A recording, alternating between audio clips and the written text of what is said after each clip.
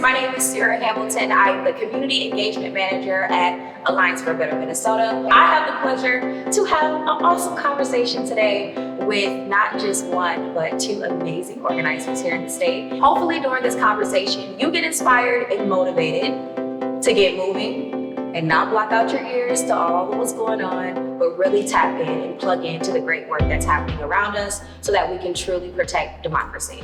All right, so I hope you're as excited as I am. I want to go ahead and welcome, drum roll. First and foremost, let's welcome Gabby from ABM. My name is Gabby Ampuero. I use she, they pronouns. I am the communications organizer with Alliance for Better Minnesota. And next up on the drum roll, we have Nautica. First question is, how do you approach organizing? For me, I normally start from kind of a reflective point. So I normally start organizing within communities that are reflective of my own identities, where I feel like we have that common ground to kind of have that commonality, shared trust, shared motivation in each other. What inspires you to continue working in this field? I draw a lot of strength from other really passionate organizers who continue to bring fresh new ideas, new ways to communicate with people. I am very goal driven, so the fact that we keep showing up and we're able to see progression here in our state, specifically in Minnesota, we're getting a lot of stuff done that I really identify with and I'm really proud of. And so the fact that we're getting stuff done, I'm like, oh yeah, I want to keep making impact. What is your favorite organizing memory? I would say I have a lot of fond memories mixed in with the not so fond memories. The summer of 2020 for sure.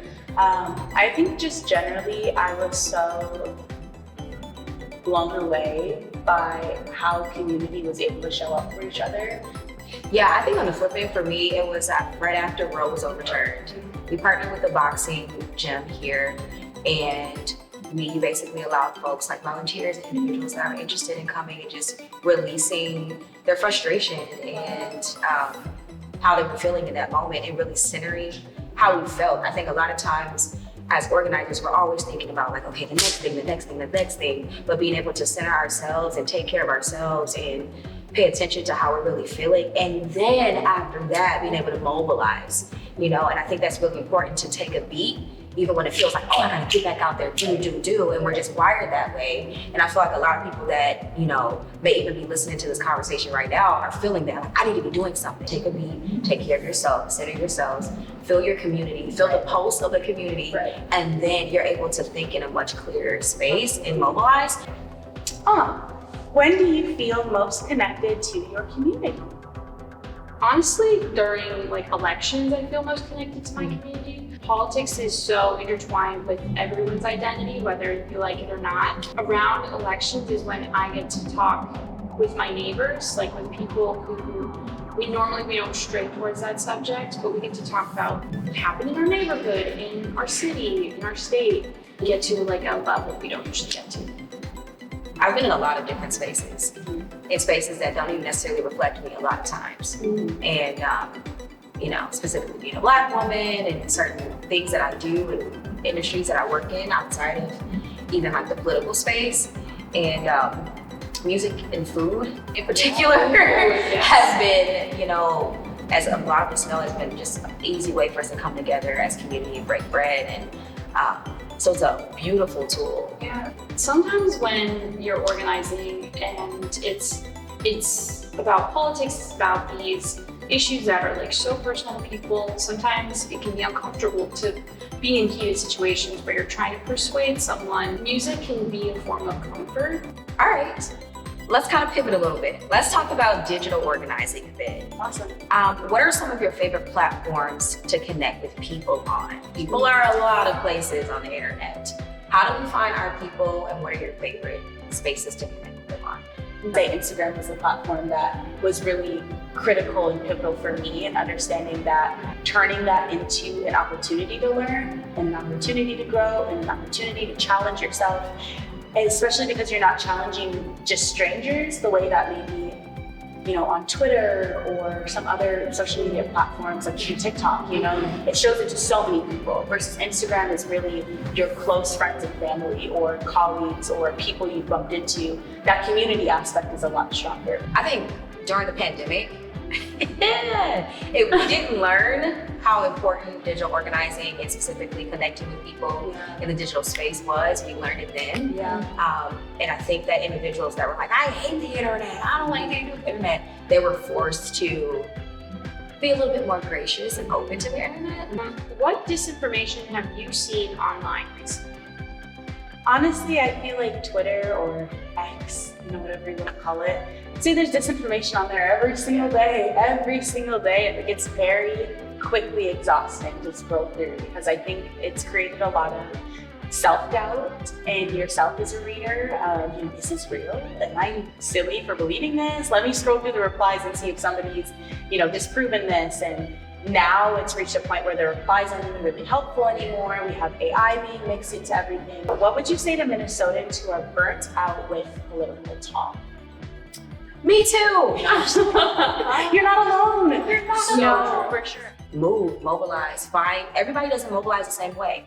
Also, we want to talk about organizing. Everybody isn't, out, rallying. Everyone is not online. Everyone, find your thing, find your pocket to plug into, but do something. I think that political fatigue that people are feeling is completely manufactured. I think it's very intentional to just kind of erode people's energy until they give up. And it's totally understandable, but like you said, it absolutely leaves you vulnerable to all of these horrible policies and how they're stripping away your rights. I think that's what's really helpful about an app like Megaphone. Like the way that we use Megaphone and the way that I see volunteers using it, it is a way to work around the fatigue because everything is ready and prepared for you to just post it because it's all fact checked already. Cool. Can you tell me a little bit more about Megaphone for those that are, their interest is part, like, I like this, a little bit more. So Megaphone is an app that was created to host a bunch of content like memes, informational graphics, calls to action, taking back the real estate that conservatives have held online. Like we get to put into the world like our progressive ideas. And we get to do it in a really easy way because through Megaphone, all of that content already exists. We just have to amplify it. Yeah. I'm really excited to see how youth are able to use Megaphone in their own very specific ways, about using Megaphone as a place for our base to really be able to just log in and see what's going on in their community this week, this month, this year. If you have ideas, you have memes, if you have content ideas, videos, things like that, if you're an aspiring influencer, I don't know, right? But you're really passionate about a specific policy area or something that you also want others to be able to connect with you on, this is another great platform to be able to do that. Work with us, submit content to us, work with us, make sure that those things are ready to go for others to amplify, and that can be housed in Megaphone too. So really the possibilities are endless as far as amplifying our messaging across our state in this year is so important to do that. Yeah. All right, last question. What are your hopes for the future of Minnesota?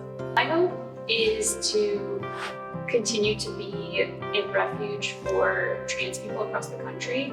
I see some issues that are more specific to youth within Minnesota that I'm really excited to see all Minnesotans get on board about supporting and helping combat and fight and things like that. Definitely are connected to things like sex education. I would say getting teenagers in high school pre-registered to vote, increasing access to democracy for young people. I also would want us to continue to be an island of hope, and continue to be that and lead by example when it comes to specifically reproductive rights and things of that sort. I would say everything that we're seeing right now should be motivation and inspiration to be involved and to stay involved and to be critically involved. It will make a difference. So if you are interested in being an organizer like us, you can contact us and we can definitely get you plugged in. So yes, thank you both. Thank you, Monica, for coming and chatting with us. Thank you, Gabby. Thank you. We really appreciate this conversation, and I'm sure Minnesota and whoever else comes across this video will really enjoy this and be inspired to do the work this year. So And thank you for hosting oh, us. yes. Thank you. Of course. Yay. All right, well. Bye.